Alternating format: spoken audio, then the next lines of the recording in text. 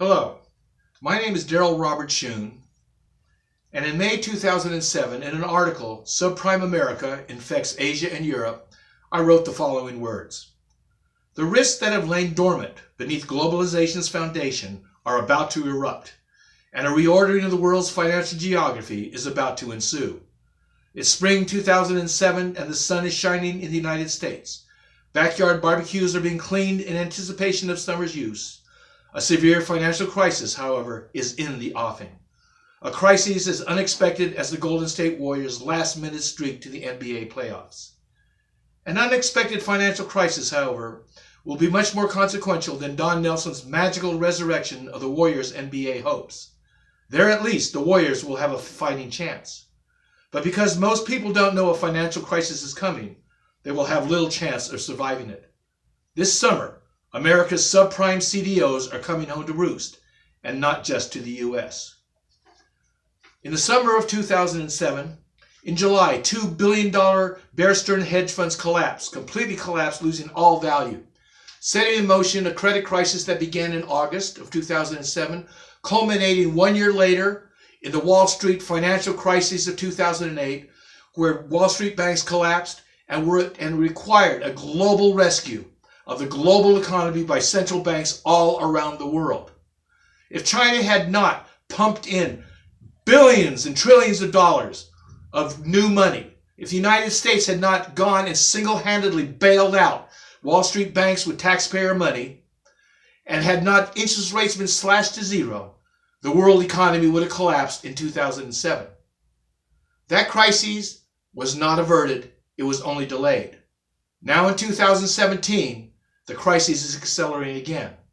And at the end of this, towards the end of this talk, I will address two issues that are about to trigger the coming collapse in the next year.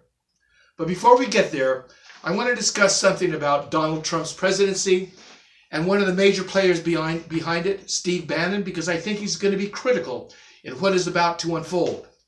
Steve Bannon, former Goldman Sachs banker, and now probably one of the major people and architects of, quote, Donald Trump's vision for America, occupies a very powerful position in Trump's administration. And what Bannon has said lies at the heart of his dystopian vision for America is a book called The Fourth Turning. It was written in 1997 by William Strauss and Neil Howe. Bannon believes that the United States is encountering a radical Islamic attack in combination with Jewish elements, Washington, D.C. elites, and Chinese power brokers fighting the United States for world dominion. This is how Steve Bannon sees the world. Now, the book, I read The Fourth Turning, and I have a totally different opinion about what it said than Steve Bannon. It's like everybody reads the Bible. Some people read the Bible and believes that Jesus is anti-gay, anti-women, and a misogynist. Other people read the Bible and believe that Jesus Christ is a messenger of the message of universal love. It depends on who's reading it and what vision they want to share. I want to talk about these quotes from the book, The Fourth Turning, because I think it will help you come to your own conclusions about this book that Bannon believes is his direction for the ills about to befall the United States. This book was written in 1997. This is what Strauss and Howe predicted. The very survival of the nation will soon feel at stake. Sometimes before the year 2025, America will pass through a great gate in history, commensurate with the American Revolution, Civil War, and the twin emergencies of the Great Depression and World War II. The risk of catastrophe will be very high. The nation could erupt into insurrection or civil violence, crack up geographically, or succumb to authoritarian rule. If there is a war, it is likely to be one of maximum risk and effort. In other words, a total war. What Strauss and Howe said, that the next fourth turning, they predicted would happen soon after the turn of the new millennium. Around the year 2005, they wrote, A sudden spark will catalyze the crisis mood. Remnants of the old social order will disintegrate. Political and economic trust will implode. Real hardship will beset the land with severe distress that could involve questions of class, race, nation, and empire. What they also went on to say is this: yet this division, yet this time of trouble will bring about seeds of social rebirth. Americans will share a regret about recent mistakes and a resolute new consensus about what to do. When I first read those words in the early 2000s, I thought about what they meant, about the regret that Americans would share. And to me, it seemed to be the tragedy of 9/11 and what we did after that, and the invasion of Iraq on the excuse of weapons of mass destruction, which turned out to be a total lie, setting off ISIS and the reign of terror that has engulfed the Middle East ever since. I thought perhaps that would be the reason for America to experience regret about what it had done. But now in 2017, I don't believe that is the regret this nation is going to feel. After this crisis is passed, I believe that we are going to share a collective regret about the election of Donald Trump and the policies of Steve Bannon, what he's brought to the White House and to America's doorstep. We are now facing a crisis that America is shaking us to our roots and our foundation. And I want to say something about our ill-preparedness for this crisis. For only by looking at honestly about who we are as a nation and what confronts us are we going to be able to deal with the crisis that we are now in. And as I look at America, I see that we are mired in a distorted version of our past history, our recent greatness, and who we blame for our present predicament. Donald Trump is the perfect leader of America at this time, because as a person, he reflects America's inability to accept responsibility for what it has done. Donald Trump blames everybody else for his troubles. Clinton, the Democrats, the Chinese, the Muslims, the EU, the French, the blacks, the criminals, the Mexicans, for America's ills, absolving America of all reason for these problems that we have. The truth is, America lies at the heart of its own problems, and in that, it can solve them. But unless it accepts responsibility for cause in this situation, it is a far cry from being able to deal with the problems that now confront it. What happened to America's gold after World War II was we spent it on world dominion. In 1949, we had 21,775 tons of gold. 20 years later, we had spent that gold in putting up a world force, a military force around the world that drained our coffers of gold. We had to get off the gold standard, and our paper went to fiat, and we started printing paper money like there was no tomorrow. In fact, because of that, there will be no tomorrow, at least a tomorrow with a stable currency. I recently ran across something in Chicago 2 weeks ago when we were there, and I think it's an example of what we are at now.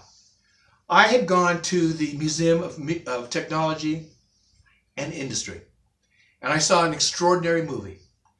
And it was a movie allegedly about a high school in Phoenix called Carl Hayden High School, and some high school students that had, in 2004, beaten MIT in an underwater robotics competition. I was stunned. I had never heard of this. So I went back home and I Googled the story. I mean, my son had graduated from MIT.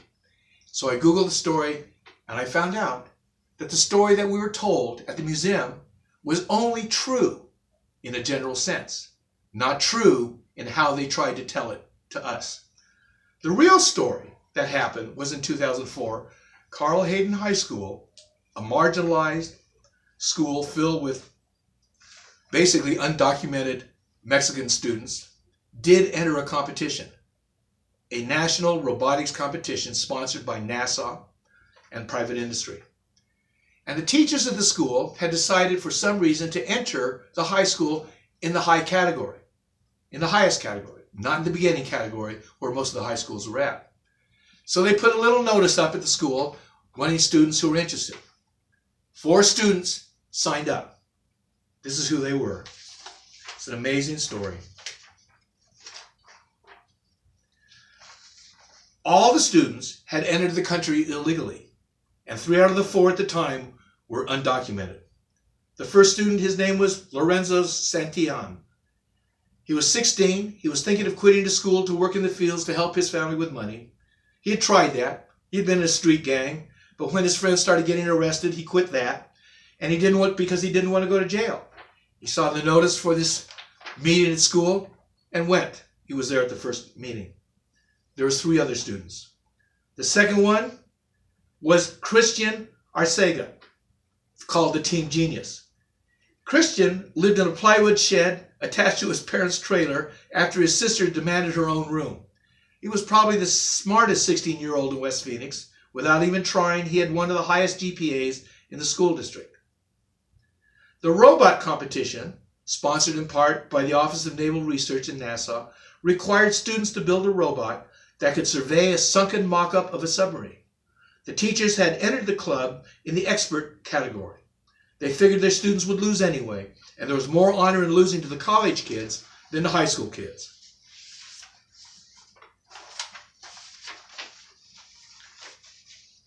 At the first meeting, when discussing the project needs, Christian said, "We should use a glass syntactic flotation foam. It's got a really high compressive strength." His observation shocked his teachers. They realized they had a live wire in their group. The third member of the team was a kid called Oscar Vasquez, the team leader. Oscar had been in ROTC since the 9th grade, but he had found out in his junior year he couldn't join the Army because he was undocumented. And he had joined the robotics project thinking that maybe he could end up being an engineer. The ROTC training had trained Oscar well. He knew how to motivate people. When he phoned up an expert who sold industrial and scientific thermometers that they might need in the project, he talked to the project, and he had everybody in the room, in the team with him, believing that because this was a team effort, they all had to do this together.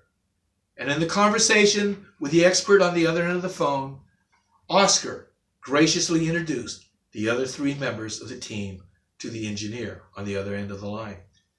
The engineer was stunned at the questions that Oscar was asking him.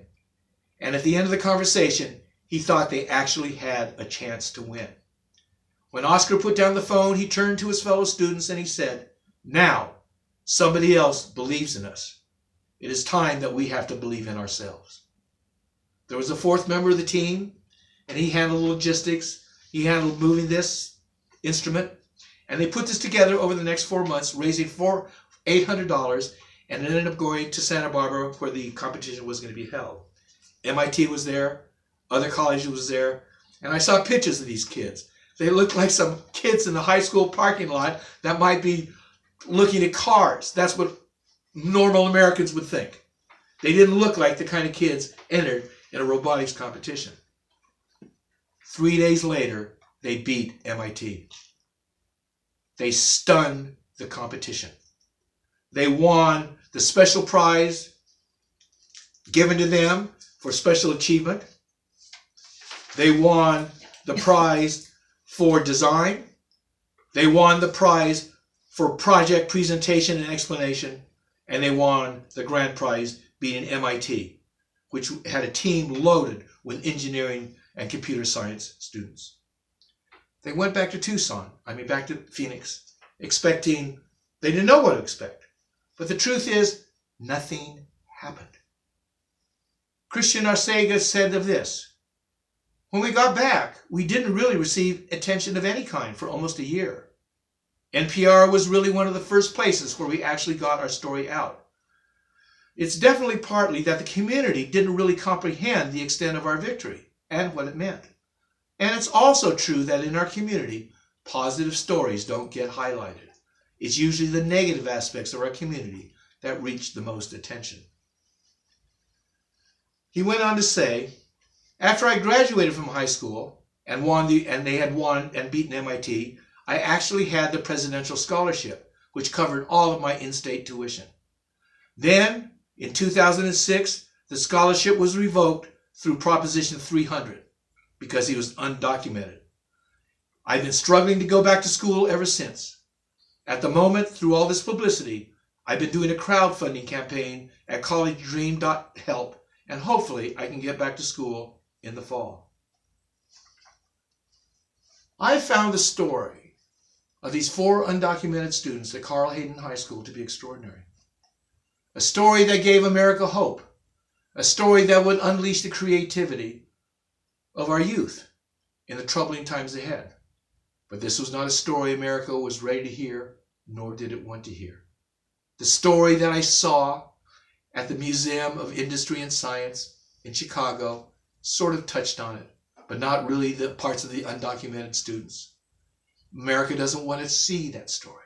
America is telling itself stories of its past glories. America is busy blaming other nations for its present problems, such as Steve Bannon, such as Donald Trump.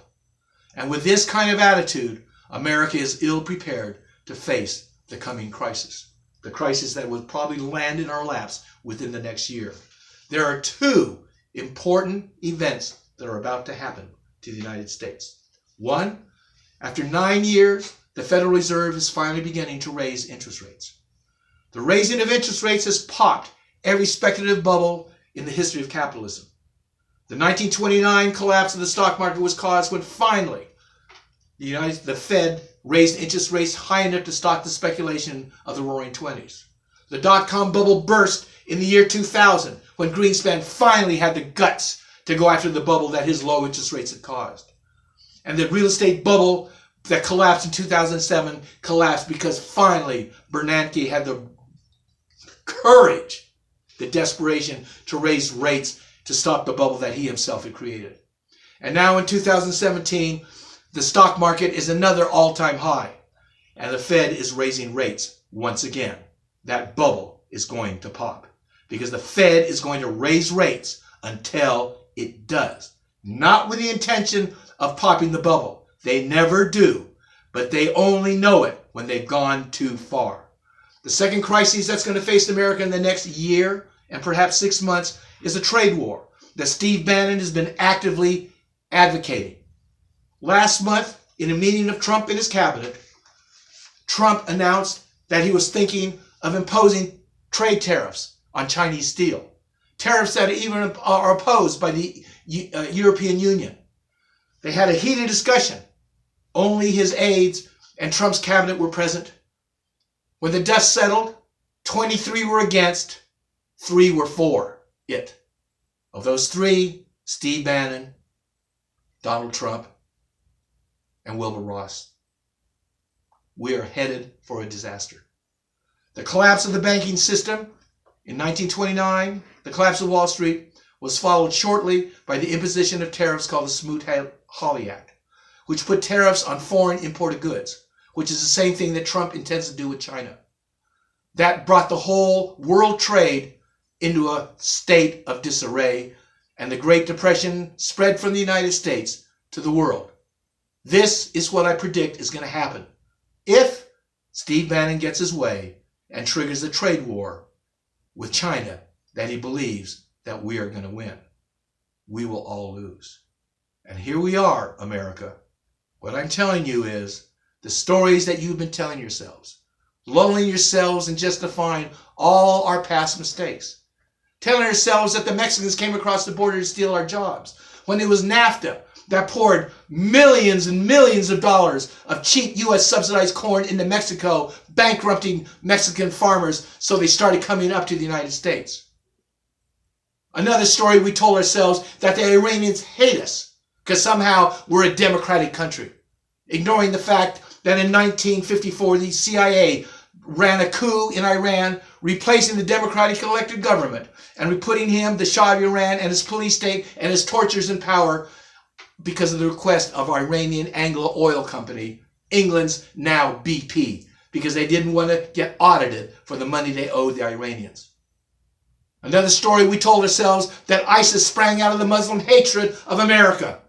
The truth is, ISIS sprang up out of the 2002 or 2003 U.S. invasion of Iraq on the flimsy of a pretext, not even a pretext, it was a lie, that Saddam Hussein, its Sunni leader, possessed weapons of mass destruction. ISIS is a Sunni revolt against what the United States caused. ISIS grew out of the United States' unwarranted invasion of Iraq, unleashing a reign of terror that we are still trying to deal with today. If you persist in telling and listening to the stories that you want to listen to on Fox News, or the other stories, not necessarily germane to Fox News, but stories that allow you to avoid your responsibility and culpability individually and collectively in what is about to befall us, America is going to have a difficult time in surviving what is about to happen. I, however, have a tremendous amount of faith in this country. I have faith that is through crises that we collectively and individually rise to who we are. And this crisis is perhaps the greatest we have had in many decades. The nation's future is at stake. It is in your hands, not in the hands of others. Blaming other people, blaming China, blaming Muslims, blaming hippies, blaming women, blaming teachers, blaming the French has become an American pastime. If it continues, it should be on the headstone of our once great nation. Thank you.